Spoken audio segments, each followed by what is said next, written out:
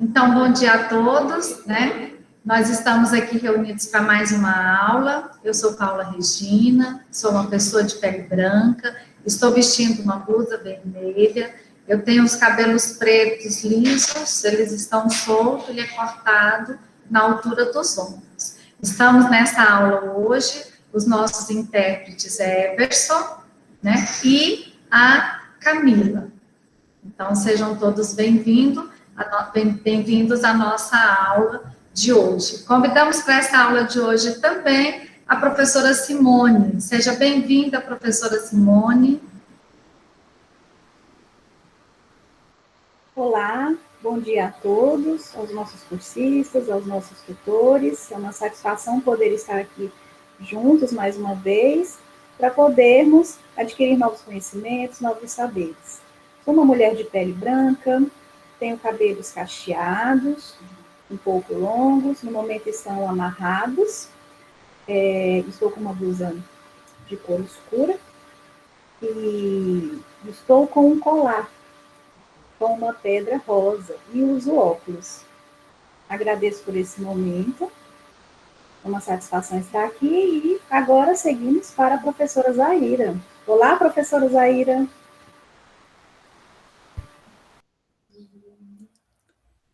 Bom dia a todos e a todas, sejam muito bem-vindos. O meu sinal, né? Eu sou uma mulher de pele branca, cabelos grisalhos, estou usando um óculos com contorno preto e vermelho e uma blusa estampada geométrica em preto, amarelo, azul e branco. É um prazer estar aqui hoje com vocês. Nosso texto, Caleidoscópio, é um texto com muitas possibilidades. Dentre elas, essa videoaula. Já leu o texto? Viu quanta novidade nós trouxemos no pré-módulo? Agora nós vamos conversar um pouco mais sobre os princípios, pensamentos e conceitos em Feuerstein. Esse psicólogo romeno tão interessante e que tem dado tantas contribuições aos estudos na psicologia, na psicopedagogia e na neuropedagogia. Com vocês, as nossas considerações para que você possa compreender um pouco mais sobre Feuerstein. Nós vamos compartilhar a tela e a professora Simone fará a abertura dos trabalhos.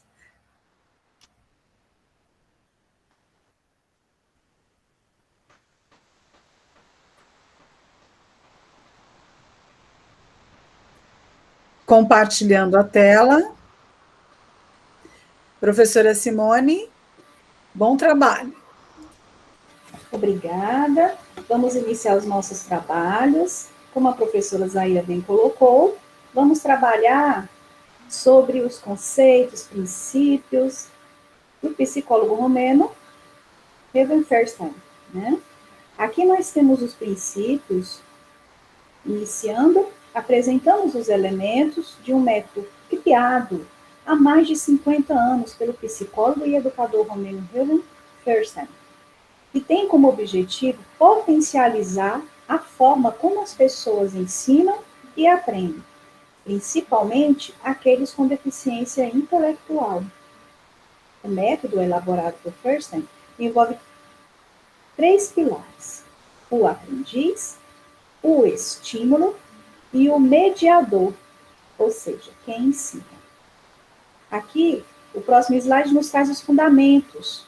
O método está baseado em 2 fundamentos. Vejamos. Modificar a forma de construir conhecimento. Nossa mente é flexível e dinâmica, sendo capaz de mudar a sua estrutura por meio da interação com o mundo. O papel do mediador. A presença de um mediador é fundamental nessa interação, seja ele pai, mãe ou professor. E não é uma simples transmissão de conhecimento. Não. O mediador também tem um papel de desenvolver os aspectos afetivos e sociais a partir da experiência do próprio estudante. Professora Simone, quanto é importante pensarmos nesses dois fundamentos, não é mesmo? Exatamente. Para nosso pré-módulo, nós trouxemos o Feuerstein justamente para discutir esses fundamentos. Por que estamos estudando um psicólogo que discute um método específico? Justamente para instrumentalizar os nossos professores de AE, os nossos cursistas, para que, ao trabalhar com crianças e jovens com deficiência intelectual, deficiência múltipla sensorial, e principalmente com síndrome de Down, possa ter nesse método uma alternativa de avaliação e de atividade. Então, durante todo o nosso curso, nós apresentamos várias estratégias de como nós podemos trabalhar com os nossos estudantes. Essa é mais uma estratégia, não é isso, professora Simone? Exatamente, professora. Ao longo do curso, nós trouxemos várias temáticas, né? Essas temáticas dentro dos módulos. Nós trouxemos módulos com diversos assuntos abordados na área da educação especial. Nós trouxemos diversos autores conceituados também, né? Só fazendo aqui alusão à questão também do Howard Gardner, né? Um pesquisador e psicólogo também brilhante, e não poderíamos deixar de trazer também agora, para essa fase final, o Helvi Fersen, né? Sendo esse psicólogo também que vai trazer uma abordagem bem mais contemporânea, né? E aqui temos o método e estratégias. Fersen recomenda a elaboração de um programa de enriquecimento instrumental PEI para o desenvolvimento dos estudantes. Na prática, o programa apresenta uma série de exercícios com nível de complexidade crescente. E o mais interessante, o foco não está em acertar a resposta, mas sim no caminho percorrido pelo estudante para chegar às suas conclusões. Ou seja, no PEI, que é o Programa de Enriquecimento Instrumental, aprendizado e autonomia caminham juntos. São conceitos, são bases que devem caminhar juntos no processo de ensino-aprendizagem dos nossos alunos. Estratégias, sequência didática, comparação, classificação, silogismo.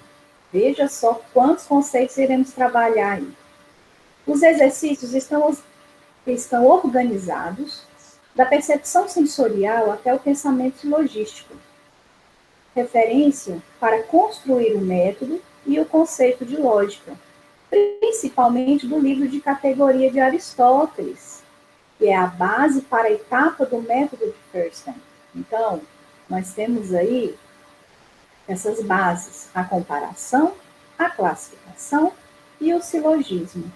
Professora Simone, olha como é interessante, né? O Feuerstein fez todo um estudo filosófico para trazer nos exercícios propostos no seu método esse conceito de lógica. E ele usa, inclusive, um conjunto de livros escritos, né, pela filosofia para explicar lógica por Aristóteles. Aristóteles escreveu 3 grandes livros mostrando como que o ser humano constrói mentalmente o conceito de lógica. E Feuerstein traz esses elementos desse conceito de lógica, principalmente do primeiro livro, o livro denominado Livro de Categoria de Aristóteles. Então, nós estamos vendo aí que existe uma riqueza muito interessante no método e que o Feuerstein partiu de algo que já existia, algo que já estava organizado na filosofia para contribuir nas estratégias de conceitos psicológicos que ele apresenta no seu método e também a aplicação pedagógica dele. Não é mesmo? Exatamente. E ao longo aí, iremos averiguar todos os conceitos, né? E também a origem do que se deu a sequência didática enquanto comparação, né? Podemos comparar duas figuras do quadrante e pedir aos estudantes que identifiquem o que há de comum e diferente nas imagens, né? Olha aí, nós temos a comparação de nível 1. Temos duas crianças, né? Gêneros aí diferentes, um menino e uma menina. Um usa óculos, uma o cabelo longo, porém está amarrado, uma de cabelo curto, uma de cabelo escuro, outra de cabelo claro, né? E temos também a questão da própria vestimenta também da criança que se difere, né? E aí fala-se da questão da comparação. Qual a funcionalidade esperada? Quando perguntamos, ou seja, pertence ao gênero, são diferentes nas espécies? E foi isso aqui que nós acabamos de averiguar mediante a figura. Nesse contexto, estamos trabalhando os critérios de comparação, né? O que vem a ser de fato uma comparação, né? Eu vou examinar alguma coisa, tentar entendê-la, observar, né? Juntamente com outra. E também fazer uma busca. Eu vou tentar estabelecer algumas semelhanças, diferenças, as distinções entre as figuras, né? Ela pode ser de um mesmo nível, porém, elas são distintas. Olha essa figura, um olho aberto e um olho fechado, né? Logo se percebe. Né? E eu vou... O que é interessante, professora Simone, nós lembrarmos aqui, que nesse exercício de comparação, por exemplo, aqui, nós estamos usando figuras que os professores podem buscar suas próprias figuras. Nós estamos apenas apresentando uma sequência de níveis e que vai cada vez mais se detalhando, se complexificando a comparação, não é? Como você apresenta. Tanto é essa primeira imagem quanto a segunda é uma comparação de nível 1. O que difere justamente é o todo e a parte, não é mesmo? Exatamente. A gente vai partindo também, olha, do preceito de que a parte mais geral, né? Depois a gente vai especificando, né? Afunilando mais isso, né? Não é que nem tanto nível geral e nem tanto específico, deve haver uma dosagem, né? Mas o que busca esse nível de comparação? Assim como a professora Zaira mencionou, né? São figuras de acesso fácil ao professor, né? Ou seja, o professor ele tem que trazer também esse foco de acordo a realidade do aluno, a esse universo do aluno, né? Trazer as suas experiências, as suas vivências aí do dia a dia, não é verdade? E trazer alguns elementos de base mais simples, igual essa, mais geral, e depois vai especificando mais também, né? E nisso vai gerar também discussões nos alunos, vai gerar mais debates, vão instigar, né, os alunos a fazerem essas comparações. E daí vão usar o quê? Alguns tipos de critérios também, né, os critérios comparativos. Veja só, podemos criar outras estratégias de comparação. A espécie, o tamanho, motor, pedal. Espera-se estabelecer os critérios de gênero, a função, tração, ação e individualidade. Quais os critérios que estão por trás de uma lista de comparação? Não é verdade? Mediante as figuras, a gente vai estabelecer alguns tipos de critérios, sim, né? Tal como cores, formas, gêneros, espécies, sabores também, né? Cheiros. Vai partir do simples para o complexo mesmo, tá? Veja só, já temos um nível de comparação 2, que já vai ficando mais específico, né? Temos aí duas frutas, uma laranja e uma maçã, ambas com folhas, né? Porém, ambas com formatos diferentes, com cores diferentes, né? Podemos explorar também a questão do paladar e do olfato, né? Enquanto o cheiro, o gosto, o sabor. Podemos reparti-lo junto com as crianças e, juntamente com elas, explorar essa figura e ver as comparações, as distinções entre as mesmas. Em professora Simone, nesse momento também de comparação, a gente leva os nossos estudantes a experiências práticas, concretas, né? Como você disse, ele está observando todos os detalhes das duas frutas, laranja e maçã, ele está percebendo, desenvolvendo a sua sensibilidade, né? A percepção olfativa, o paladar. Então, aí a gente já está afinando mais características. E nós estamos proporcionando vivências do dia a dia. Aí a gente pode perguntar quais são as frutas que ele gosta de comer, que ele costuma ter em casa. Então, dentro do gênero mais amplo, que é frutas, a gente está separando cada tipo de frutas, né? Qual você pode dizer, qual que é mais ácida, qual que é mais doce. E toda essa construção de pensamento, de categorização lógica, a gente está construindo nos nossos estudantes. Professora Paula, importante lembrar também que tem uma etapa que antecede ao uso das figuras com os nossos estudantes, principalmente com deficiência intelectual e deficiência múltipla sensorial, que é o operacional concreto.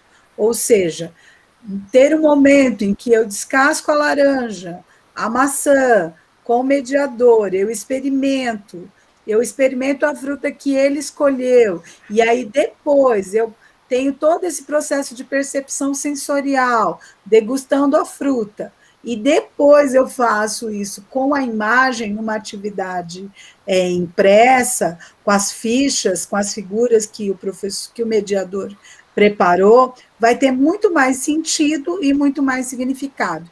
E é disso que o Fursten chama de experiência de aprendizagem mediada, quer dizer, quais as experiências de aprendizagem mediadas que o mediador cria até chegar nessa etapa de início de elaboração de lógica.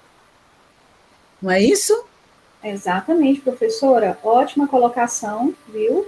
E é necessário mesmo saber realizar essa identificação enquanto semelhança e enquanto as diferenças, mesmo a partir das classes de grupos, né, também.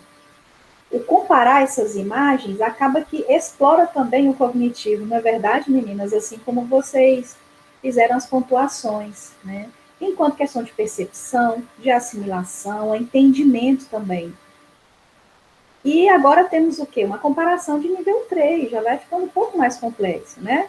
Nós temos aqui 2 carros, porém, de tamanhos diferentes, né? Um maior, outro menor, mas com cores iguais, as rodas, bancos, né? Aqui nós estamos explorando a questão do tamanho, tá? Já temos aqui uma diferenciação mesmo de estilo.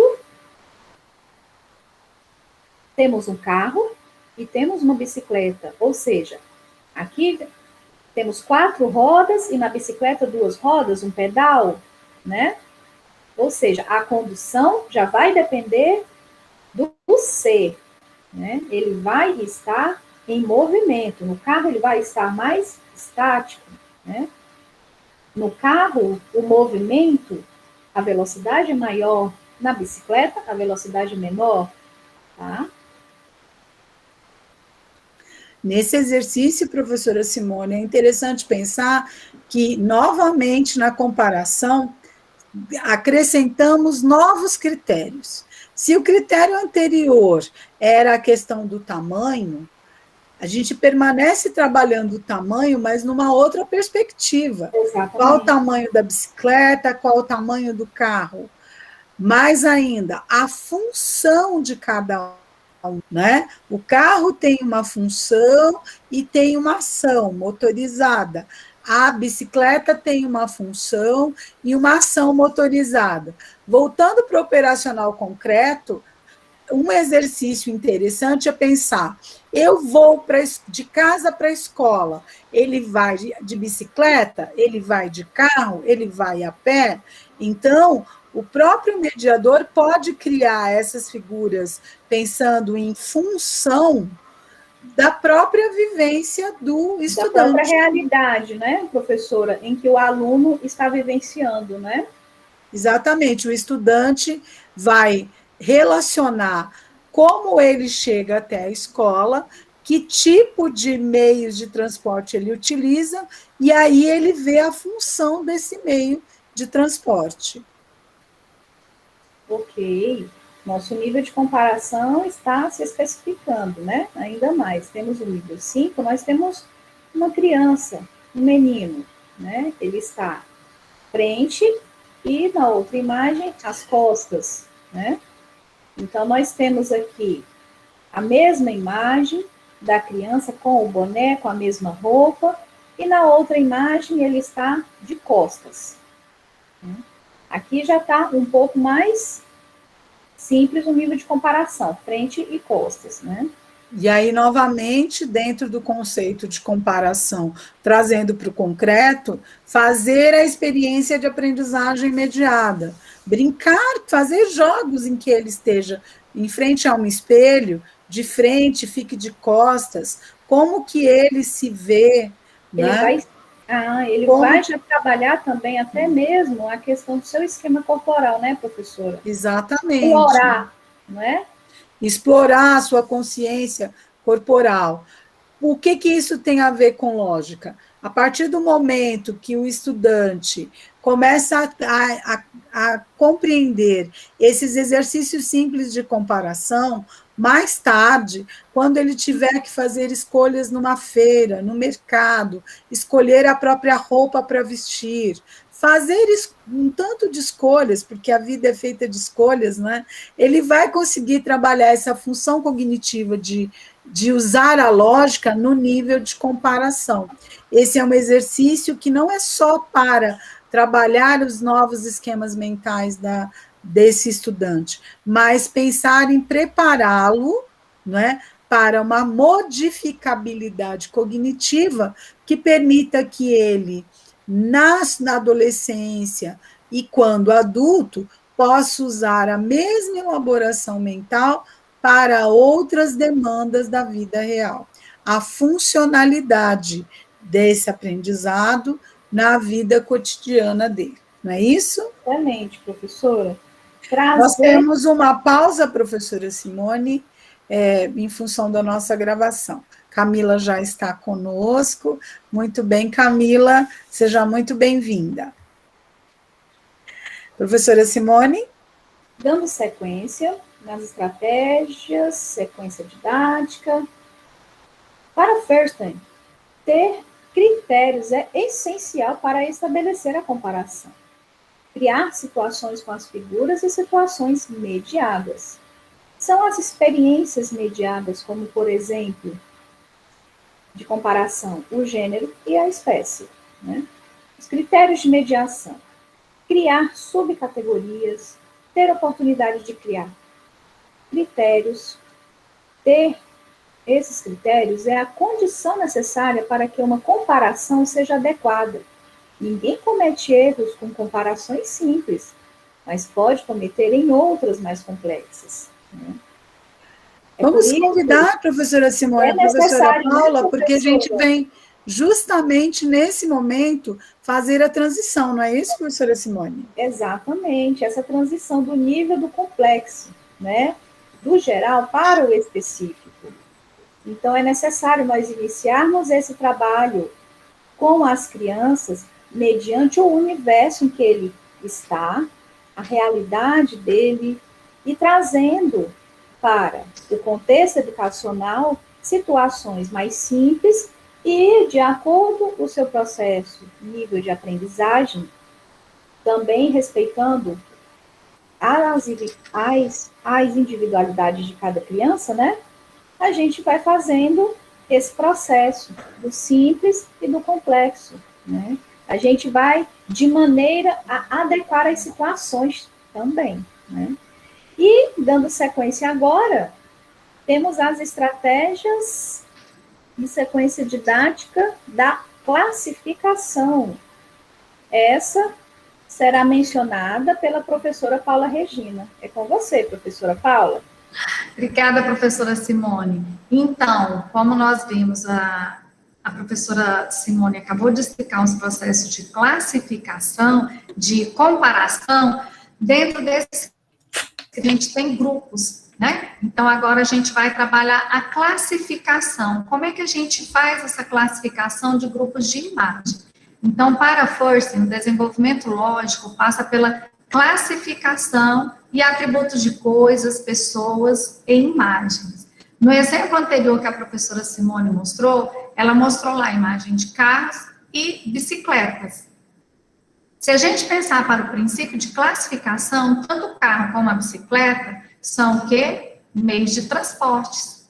Ah, tá. Então, nós temos dois meios de transportes, só que um é movido a motor, né? O carro, ele precisa de um motor para ele funcionar, e a bicicleta, ela precisa da força do pedal. Então, nós já classificamos objetos diferenciados. Eles estão dentro do mesmo grupo de comparação, mas a classificação deles são diferentes. São do grupo maior, meio de transporte, mas cada um é movido diferenciadamente. Então, isso aqui Forster fala desses critérios de classificação. E qual foi a base desse estudo, dessa fundamentação para a classificação? Então, baseia-se nas 10 categorias fundamentais das coisas apresentadas por Aristóteles, em seu princípio da lógica. Então, toda a nossa conversa aqui é para que a gente possa desenvolver nos nossos estudantes esse princípio da lógica, da escolha, da classificação. Então, esse exercício é possível quando, ao selecionar uma imagem, que tenha várias coisas, que se possa selecionar diferentes tipos de categoria. Por exemplo, a gente vai colocar 3 categorias diferentes aqui. Nesse exemplo do lápis, né, nós temos aqui 6 lápis diferentes. Nós temos cor, nós temos tamanho, nós temos espessuras. Então, o que vai diferenciar os lápis é o quê? A classificação. Todos têm a mesma função, todos são lápis. Mas o que acontece? A gente vai dizer aqui, quais são os lápis que têm o mesmo tamanho? Nós temos o lápis azul e rosa, que tem um tamanho intermediário. Nós temos o lápis amarelo e verde, que tem também o mesmo tamanho. Mas nós já temos o lápis vermelho, que é um lápis bem maior, que é um lápis grande, e comparando com o branco é um lápis menor. Então, aí nós temos 3 categorizações de tamanhos diferentes. Nós podemos explorar também a textura. São todos da mesma espessura? São todos do mesmo formato? Então, esses são critérios que a gente coloca dentro da nossa árvore de classificação. E ele diz que esses critérios, eles determinam, eles servem para que a gente estipule grupos diferenciados, né? Então, quanto mais variável for os critérios, maior a possibilidade. Olha que a árvore de classificação que Forster nos apresenta como um dos atributos, né? Lápis de cor. Então, aqui dentro desse lápis de cor, nós temos tamanhos e espessuras diferenciadas. Então, o lápis azul claro e o cor de rosa, eles têm o mesmo tamanho. A espessura do verde e do amarelo, eles têm o quê? A mesma espessura. Se a gente fosse classificar ainda dentro dessa árvore, qual que é o maior e o menor, a gente teria também o lápis vermelho e o lápis branco. Na próxima imagem que a gente vai ver, a gente pode, dentro de uma imagem geradora, vamos dizer assim, dentro de uma imagem onde tem vários elementos, a gente pode classificar. Então, vamos observar essa imagem aqui que a gente tem. Quais as possibilidades de classificação? Nós temos menino, menina, animais, vegetais. Então, nós temos dentro da figura seres inanimados, que são seres não vivos, e seres animados, que são os seres vivos. Entre as figuras animadas, como que a gente pode organizar esses critérios de classificação? Então, vejamos aqui. Nos seres animados, nós temos a menina, o menino, o sapo e a joaninha, não é isso, professora Zaira? Isso mesmo. E, na verdade, você traz aqui uma complexifica a questão, por quê? Porque tanto os animais quanto os vegetais são seres animados, têm vida, não é? Então, quando vamos, mesmo dentro da classificação, seres animados e seres inanimados da figura, nós podemos fazer subcategorias, né? E aí, esse exercício de fazer subcategorias é um exercício muito importante para aprender a classificar. Exatamente, professora. E aqui a gente pode ver também uma subcategoria dentro dos seres animados, né? Aqui, por exemplo, o menino e a menina. O que diferencia o menino e a menina do sapo e da joaninha? Né? Embora sejam todos animais, a gente diferencia os seres humanos dos seres animais pelo fato de nós possuirmos o quê? A razão, o pensamento, a escolha. Então, nós dizemos que nós somos seres racionais e os animais são seres irracionais. Então, dentro do grupo de animais, a gente faz um outro subgrupo, como a professora Zaira colocou o exemplo de, dentro da classificações animados, né, os animais e os vegetais. Não é isso, professora Zaira? Isso mesmo. Aqui nós fizemos uma subcategoria sugerida. O que é importante pensar, professora Paula? No que isso difere em termos de método, né? O nosso cursista que está nos assistindo poderia dizer, sim, mas eu já trabalho com figuras, eu já trabalho com perguntas, com diferenças, semelhanças. O que é interessante pensar na perspectiva de Feuerstein é que não basta apenas trabalhar com figuras e trabalhar a diferença e a semelhança. A sequência, ela é fundamental para o desenvolvimento de esquemas mentais de lógica. Então, eu começo da comparação e chego na classificação. Ao aprender a classificar, eu futuramente vou poder, por exemplo, fazer uma lista de compras, ir ao supermercado e saber que o que eu vou comprar de gênero alimentício, o que eu vou comprar que seja de grãos, o que eu vou comprar que seja de legumes e verduras e produtos de limpeza, por exemplo. Então, novamente está aí presente a funcionalidade.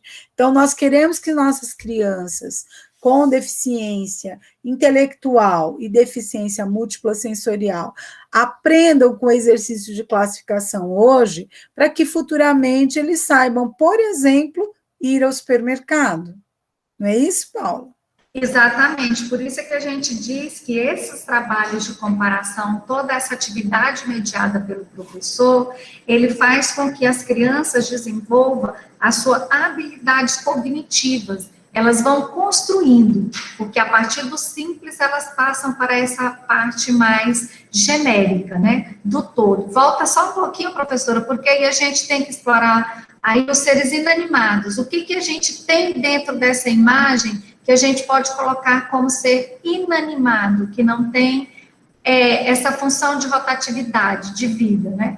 O tronco, a pedra, que está aí, o banquinho, o chapéu, embora eles tenham passado de uma matéria-prima que poderia se classificar a árvore, né? Quando ela é uma planta ainda que está viçosa, vamos dizer assim, que ela não morreu, ela é um vegetal. Ela é um ser vivo, mas a partir do momento em que ela se torna um tronco, um banco, ela foi modificada, essa estrutura primária. Então, toda essa construção, essa elaboração de pensamento, ela vai ser construída pela mediação do professor, para que ele consiga chegar nesses níveis de classificação. Aqui nós temos um outro exemplo como classificação, uma categoria das aves, né? Olha só, como seria a classificação dessa imagem? Todas aí são aves, são pássaros. Mas que desafio de pensamento e autonomia seriam possíveis dentro dessa estrutura? Nós poderíamos separar elas por cor. Quantas aves nós temos aqui que tem a cor azul, vamos dizer assim? Quantas têm o bico grande? Quantas têm o bico pequeno? Qual dessas aves estão no ninho? Quais estão voando? Então, vocês estão vendo que quem vai dar esse critério de classificação, de separação, é o professor, é o mediador, para que ele Professora Paula. Oi, professora Simone. Aqui nesse momento nós poderíamos utilizar alguns aspectos também de comparação, ou a gente fica apenas na questão da classificação mesmo, nessas imagens? Nessas imagens, você compara e você classifica, porque para você fazer essa classificação, né, professora Simone, você tem que ter passado pela fase da comparação, né? Então, assim... Então, é importante lembrar, né, professora Paula, que o primeiro nível que o professor deve trabalhar ao mostrar essas imagens, ela vai compará-las inicialmente e posteriormente vai se fazer a classificação que você falou, não é? Exatamente. Os bicos, nesse caso aqui, dos bicos, das cores, dos formatos, né? Uhum. A espécie é uma ave, né? Mas aqui tem os estilos diferentes também, né? Exatamente. Então, quais os critérios de cada grupo e o que os diferencia um dos outros? A gente pode fazer esse sistema de classificação. Então, como bem disse a professora Simone, a classificação, ela vem posterior à comparação. A gente pode comparar as patas, né, das árvores. Como são as patas dessas árvores? São todas do mesmo jeito? São todas do mesmo formato? Ou tem algumas que diferenciam uma da outra? Olha, por exemplo, né, nós temos as patinhas das aves, que elas são abertas, outras que elas estão ligadas por uma cartilagem, né? Então, assim, qual dessas aves tem algum bichinho no bico?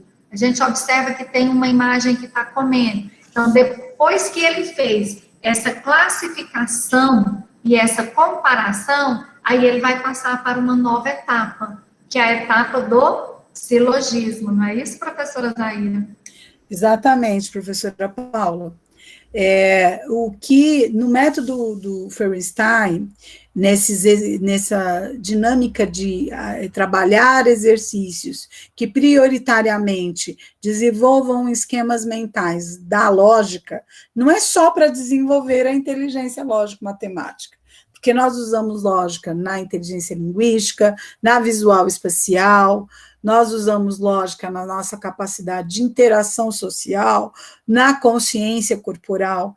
Então, a lógica, na verdade, é uma dinâmica de uso do cérebro para que a gente possa dar funcionalidade àquilo que a gente construiu de conhecimento e usa na nossa realidade. E aí nós chegamos na terceira etapa, que é o silogismo, que é essa capacidade de passar da comparação e classificação para criar os próprios critérios. Se na comparação eu recebi critérios mediados do professor para classificar, se na classificação houve outros desafios de pensamento para que eu pudesse montar uma árvore de classificação, quando é que a criança e o jovem, o nosso estudante, chega na etapa do silogismo?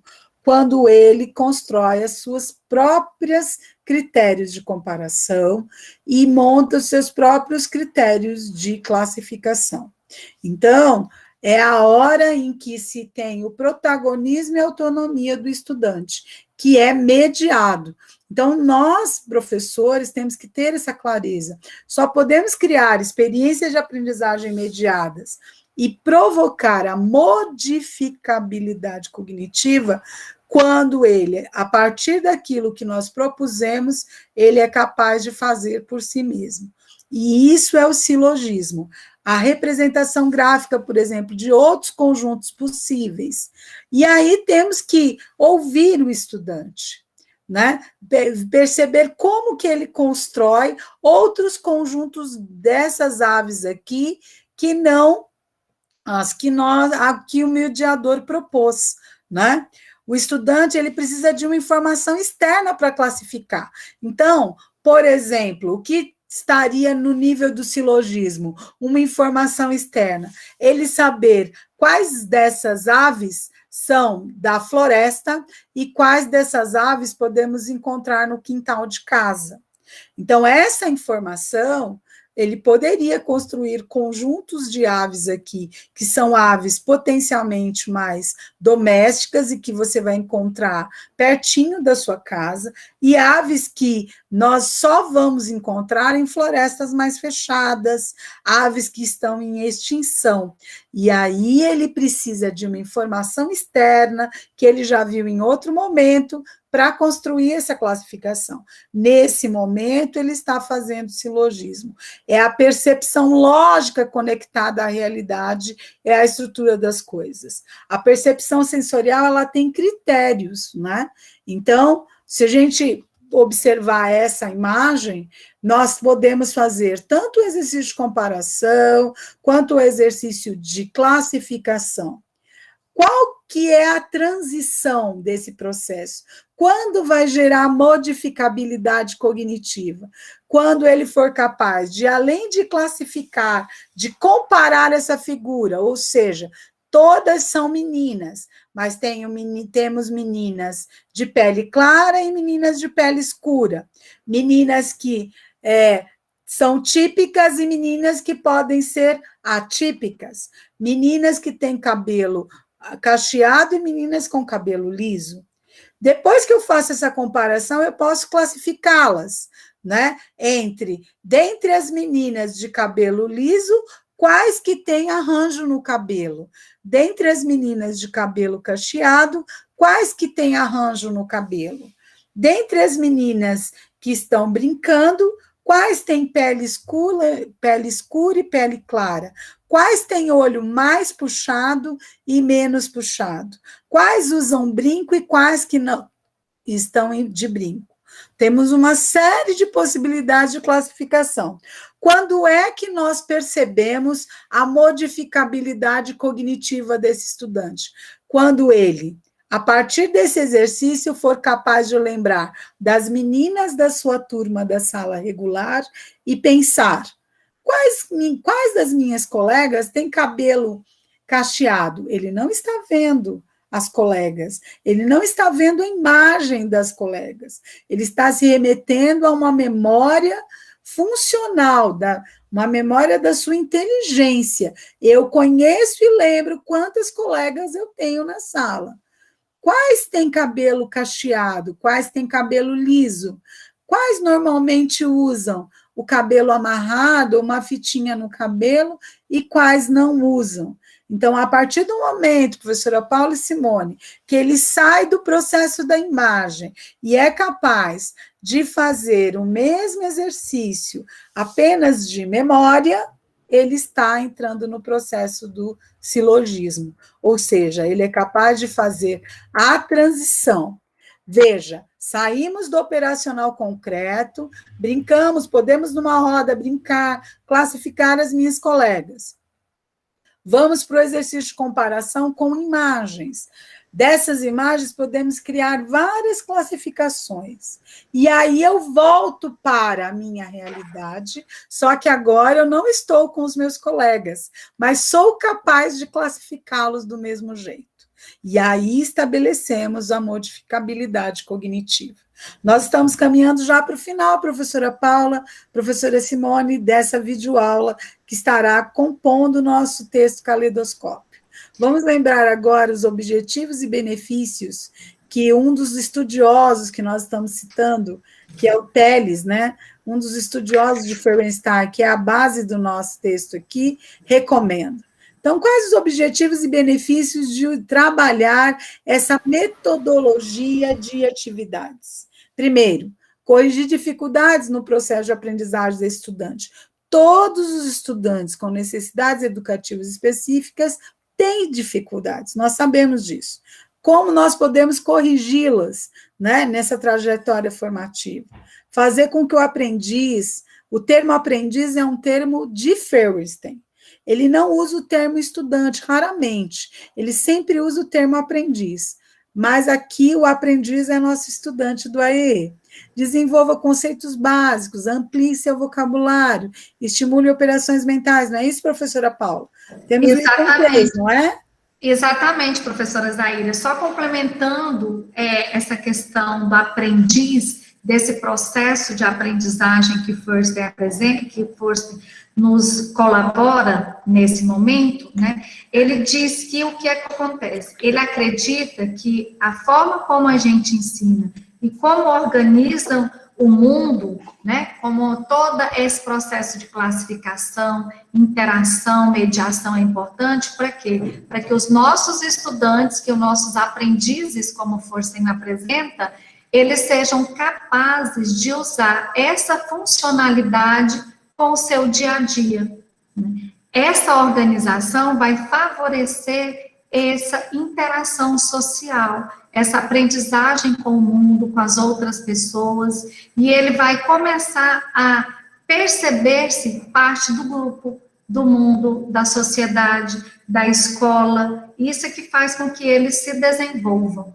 Não é mesmo, professora? Exatamente. E além, outros pontos que o Telles nos apresenta e que é muito interessante é que, ao fazer esse tipo de exercício com os estudantes, nós estamos estimulando o pensamento reflexivo, criando motivação durante as atividades e dando autonomia. Criando espaços de autonomia em que ele aprende a ser um pensador e gerador de conhecimento, e não apenas considerá-lo como um mero receptor passivo de informações, porque há uma tendência de que as nossas crianças DI, DEMUS, sejam vistas como essa figura passiva, não é isso, professora Simone? Sim, professora. Inclusive, nesse processo, ele não é uma mera pessoa, ele é o protagonista desse conceito todo, não é verdade? Exato. E esse conceito que fala sobre a questão da autonomia, dessa emancipação dele mesmo, né, dessa busca para a realização das suas atividades, né, enquanto atividades também didático-pedagógicas, escolar, e também nas suas atividades de vida diária, né, é onde o contexto de motivação, né, instigação dele, né, a busca, a exploração, é que vai estar vindo de encontro à sua questão da autonomia, né? Achei excelente esse ponto, professora. O Telles ainda aponta outros itens para o trabalho do mediador, não é? Que eu gostaria de destacar, que um dos resultados do trabalho do mediador com esse estudante é melhorar o seu desempenho escolar ou profissional, ou seja, também estamos tratando aqui de professores de AE que atendem jovens e adultos com deficiência intelectual, DEMUS e síndrome de Down, né? Então, ele pode estar preparando esse estudante para ter uma atividade profissional dentro das condições dele. Então, não é só para o desempenho escolar que a metodologia apresentada por Feuerstein pode ser utilizada, né? O desenvolvimento do raciocínio lógico, a capacidade analítica e a motivação para resolver problemas. Além de outras questões que o método traz e que estão presentes no nosso texto Caleidoscópio. Professora Paula, um trecho aqui de um dos textos do Telles que nós estamos usando de referência, tradução da fala de Feuerstein. Tão interessante, não é mesmo? Exatamente, Fersen fala, nós procuramos transformar a inteligência na sua estrutura mais cognitiva. Com o nosso programa de enriquecimento instrumental, ensinamos os alunos a organizar e usar a informação. Mais importante do que saber é aprender como usar este saber. Olha só que fala importante de Forster, ensinar os alunos a organizar e usar a informação. Isso é o que nós precisamos estar sempre preocupados com essa informação. Às vezes a gente fala tanta coisa e a gente não preocupa na forma como nossos estudantes, eles estão organizando essa informação, para que essa informação, ela possa chegar de maneira prática, funcional, e ele saber como usar essa informação que ele está recebendo neste momento. Por isso, a funcionalidade, a aplicabilidade desses conhecimentos é de fundamental importância, porque a gente vai transformar o quê? A inteligência nas estruturas cognitivas significativas para os nossos estudantes. Não é mesmo, professor? E ele fecha com a fala sensacional, ó, escolha o que pode dar certo e faça tudo para que isso aconteça. É o otimismo ativo. O otimismo passivo, em que se espera tudo dá certo, mas não se faz nada para que isso ocorra, não é bom para a educação. Que nós sejamos professores ativos e não professores passivos dentro desse processo de ensino, de transformação, de mudança da aprendizagem. Não é mesmo, professora Zaira? Isso mesmo. Professora Simone, nós finalizamos o nosso encontro de hoje, agradecendo muito a atenção dos nossos cursistas, que eles vejam e revejam essas considerações. Nós apresentamos apenas alguns exemplos de atividades que podem ser realizadas.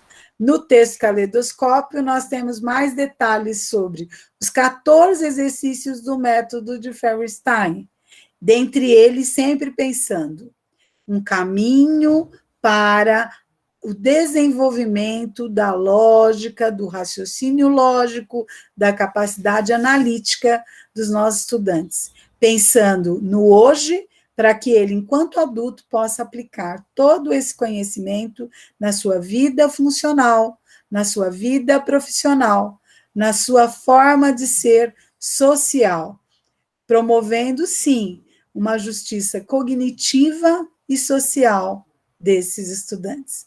O nosso muito obrigado e até a próxima.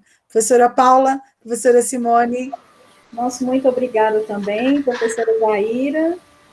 E até a próxima. Aos nossos intérpretes. Obrigada aos nossos intérpretes também. Que aceitaram brilhantemente o convite, agradecê-los e lembrá-los que sejamos essa chama, né? Só remetendo a mensagem, né? Da nossa mentoria, que sejamos essa chama e que não devemos apagá-la. Exatamente. Convidamos o Everson para estar conosco, né? Dando uma palmas em libras para o nosso trabalho de hoje.